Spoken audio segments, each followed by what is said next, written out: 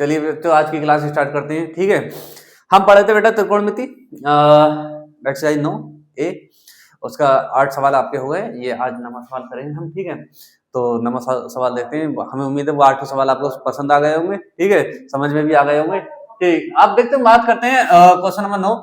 कह रहा 60 मीटर ऊंची किसी पहाड़ की चोटी से किसी मीनार की चोटी और आधार के अवनमन कोण क्रमशः 30 और 60 है। मीनार की ऊंचाई ज्ञात कीजिए। देखो मीनार की ऊंचाई पूछा है। देखो इसमें देखो क्या है, इसका मतलब पहाड़ी ऊंची है, मीनार जो है वो नीचे पर है। ये याद रखना, क्योंकि अवनमन कोण बनना है कहां से, पहाड़ी से बनना है। ठीक है, ये बात याद रखना। तो एक तरफ हम पहाड़ी बना लेंगे। ये देखो, हम एक बात याद रखना, पहाड़ी हो या मीनार हो या घर हो, इसको केवल एक लाइन से ही दिखाना, सीधी। ठीक है, ताकि हमें त्रिभुज बनाना होता है। त्रिभुज वाले सवाल चल रहे हैं, आपको त्रिभुज ही बनाना है आपको। ठीक है, अगर आप पहाड़ी बैसकर बनाओगे तो आप कंफ्यूज हो जाओगे, फिर उसमें मिड लाइन खींचोगे, तो वो आपको करना नहीं है। आप ये इस पे ध्यान दो। सही है, तो कितनी ऊंची बेटा, 60 मीटर। ये आपकी 60 मीटर ऊंची है। क्या है, पहाड़ी है। अब चलो, ये पहाड़ी चोटी चाहे इधर बना दो चाहे इधर, वो मीना इधर बना दो या इधर बना दो। सही है, तो मीनार हमने ये बना दी, ये होगी मीनार। कह रहा है मीनार की ऊंचाई बतानी है। ठीक है, ये मीनार है। तो इन दोनों के बीच की दूरी ये होगी x मान लो। सही है, आप पहले बात करते हैं मीनार की चोटी से, जो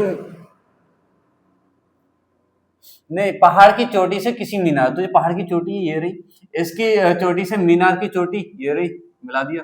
और इसके आधार ये रहा, ये मिल गया।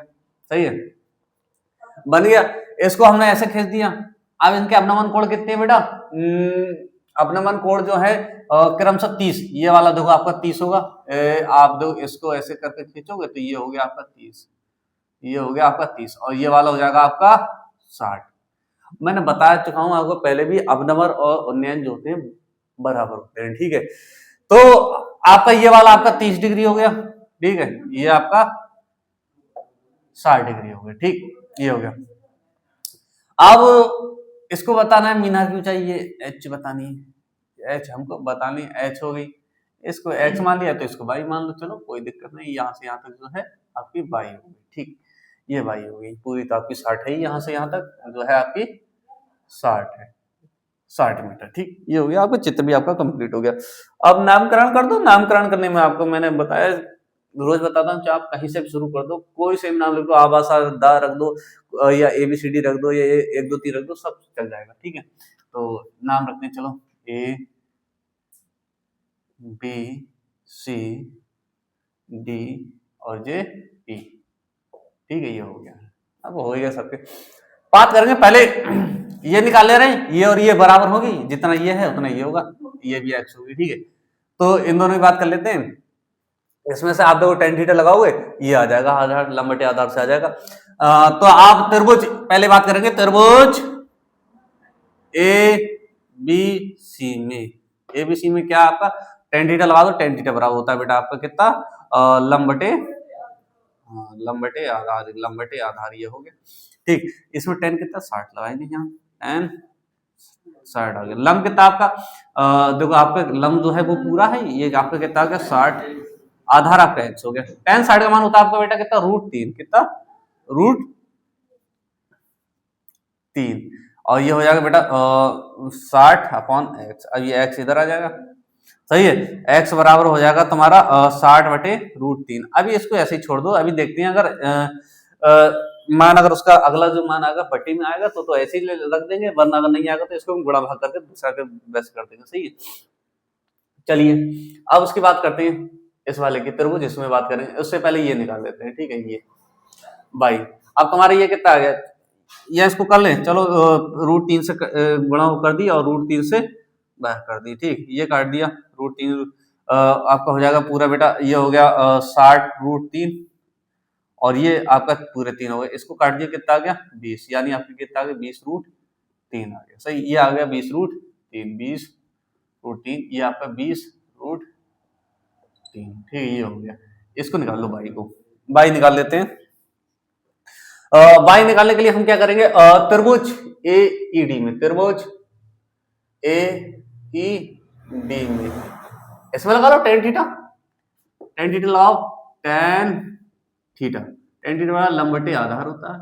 इसमें कितना लगेगा 30 लगेगा थीटा, टेन 30, लंब कितना लगेगा y लगेगा, और आधार कितना लगेगा 20√3, 20√3। ठीक, अब टेन 30 का मान कितना होता है बेटा, आपको टेन 30 का मान होता है 1/√3, तो आपका कितना जाएगा 1/√3 बराबर बाई अपॉन 20√3। देखो यहाँ से √3 से √3 गया, ये इधर आ जाएगा, इधर आ जाएगा, तो बाई बराबर हो जाएगा 20 मीटर। ठीक है, अब हमें निकालने क्या है, हमें निकालना बेटा मीनार की ऊंचाई निकालना। उन्होंने पूछा है मीनार की ऊंचाई ज्ञात कीजिए, तो मीनार की ऊंचाई की मतलब यानी एच तो हमारा कैसे निकलेगा, अगर ये पूरा है 60 तो इसमें से हम बाई घटा दे तो एच बचेगा, ये और ये बराबर होंगे, यहाँ से यहाँ तक बेटा ये आपका क्या है एच है, कितना ये एच है, ये एच है तो ये भी एच है। ठीक, यह एच हम निकालेंगे तो कितना हो जाएगा, पूरी पहाड़ी की चोटी में से हम बाई घटा देंगे, तो मीनार की ऊंचाई यहाँ लिखेंगे, मीनार की ऊंचाई, मीनार की ऊंचाई जो निकलेगी बेटा निकलेगी आपकी 60 माइनस और बाई, यानी ये वाला आप घटा दोगे, यानी ये घट गया, कितना आ गया आपका 60 में से 20 के 40 आ गया 40 मीटर, मीटर है तो मीटर, और सेंटीमीटर सेंटीमीटर, किलोमीटर हो तो किलोमीटर, जो भी यूनिट हो आप उस यूनिट को लगा दो। ये सवाल आपका कंप्लीट हो गया। इस सवाल में कोई दिक्कत तो नहीं किसी बच्चे को, कोई दिक्कत हो तो बताओ। ठीक है, चलो अगले सवाल की ओर चलते हैं अब। चलिए बेटा अब क्वेश्चन नंबर 10 देखते हैं, आपका 9 हो गया। ठीक है, इसको देखते हैं।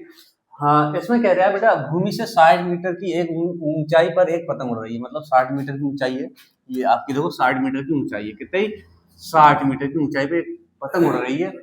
पतंग से डोरी को एक अस्थायी रूप से भूमि के बिंदु से बांध दिया गया, मतलब एक जमीन में अगर कोई कील वगैरह या खूंटा वगैरह गाड़ दिया, उससे क्या एक डोरी बांध दी गई है ऐसे करके, और पतंग यहाँ उड़ रही है। सही है, डोरी को बांध दिया गया है, और भूमि के साथ कोई झुकाव कोण जो है वो बेटा 60 है, कितना ये झुकाव कोण है, इसे हॉरिजॉन्टल से कितना बेटा 60 डिग्री डोरी का।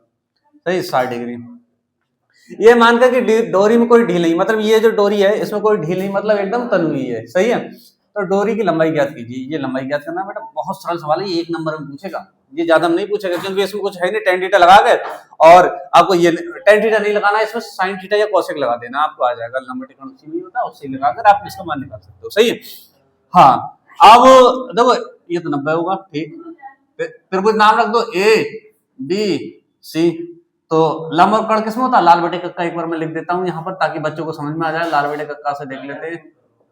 देखो या तो कर्ण और लंब लगाना तो कौशिक लगा दो, या लंब लगा दो। ठीक है, तो लगा दो। चलो हम साइन से निकाल देते हैं, साइन थीटा बराबर कितना होता है लंब बटे कर्ण। साइन यहाँ लगाएंगे बेटा साइन 60, कितना साइन 60, लंब कितना बेटा आपका 60, कर्ण कितना आपको, कर्ण आपका है बेटा AC, AC यानी डोरी की लंबाई जो है ये आपकी क्या है, डोरी है। ठीक है, यहाँ पर आपकी पतंग उड़ रही है। ठीक है, पतंग आप चाहो तो यहाँ पर ऐसा बनाकर दिखा देना, ऐसे करके, ये ऐसे करके आप ऐसे करके इसको बनाकर दिखा सकते हो आप। सही है, ये पतंग उड़ रही है। ठीक ठीक, अब साइन 60 का मान कितना होता है बेटा, बताओ कितना होता है साइन 60 का मान, √3/2। ठीक, तो √3/2 इसमें आपके क्या रख देंगे, यहाँ रख देंगे √3/2 बराबर हो जाएगा बेटा 60 अपॉन AC। सही है, AC हो गया। देखो फिर गुणा करेंगे तो ये इधर आ जाएगा ऐसे करके, ऐसे, और ये इधर आ जाएगा, ये ऐसे करके ऊपर ऊपर चला जाएगा। ठीक है, याद रखना। तो आप क्या लिखो, AC इधर आ गया आपका, और ये 60 था, 60 की गुणा में 2 आ गया, और यहाँ पर √3 आ गया। ठीक, अब 60 की 2 से गुणा कर दो, 120 हो गया। सही है, बटे √3 हो गया। अब √3 से नीचे, मैंने आपको पहले बताया नीचे से रूट हटाना होता है, नीचे से रूट हटा दो, √3 से गुणा कर दो, √3 से भाग कर दो, √3 से गुणा, √3 से भाग कर दी, तो ये हो जाएगा आपका AC बराबर हो जाएगा मेरा 120√3/3। अब देखो 3 से 120 काट दो, 3 से 120 काट दो तो कितना आ जाएगा, 3 चौक 12 यानी 1 0 40 आ जाएगा। ठीक है, ये आ गया आपका 3 चौक 12 और 1 40, यानी 40√3। ये आप इतना ही छोड़ देना, आपका एग्जाम नंबर नहीं काटेगा, आपका पूरे नंबर देगा यहीं पर, क्योंकि कभी अगर वो पूछे अगर √3 का मान अगर उसने दे रखा के √3 का मान लगाकर बताइए इसका प्रयोग करिए, तो आप वहां पर लगा देना, वरना अगर नहीं दे रखा तो आप इतना ही लगाकर छोड़ आना। ठीक है, अब आप इसमें लगा दो तो 1.732 इसका जो होता है उससे 1.732 से 40 की गुणा कर दोगे, आपका आंसर आ जाएगा, वरना आप इतना ही छोड़ दोगे। ठीक है, तो इस सवाल में कोई दिक्कत तो नहीं है किसी बच्चे को? देखो डोरी है कि डोरी की लंबाई कितनी आ गई आपकी, ऐसी आप यहाँ पे लिख देना, डोरी की लंबाई जो है वो ये है, डोरी की लंबाई बराबर कितना आ गया, 40 फुट 3। ठीक है, ये हो गया आपका। मीटर है तो मीटर लगा दो। ठीक है, अब जैसे ही अगर मीटर मीटर में लगा देना, सेंटीमीटर सेंटीमीटर लगा देना, किलोमीटर किलोमीटर में लगा देना, जो हो आपकी जो यूनिट दे रखी हो उसी यूनिट को आपको इसमें प्रयोग करना होता है। ठीक है, तो ये आपके सवाल 9 और 10 कंप्लीट हो गए। अब हम मिलेंगे कल अगले सवालों के साथ 11 और 12 के। तब तक के लिए बाय।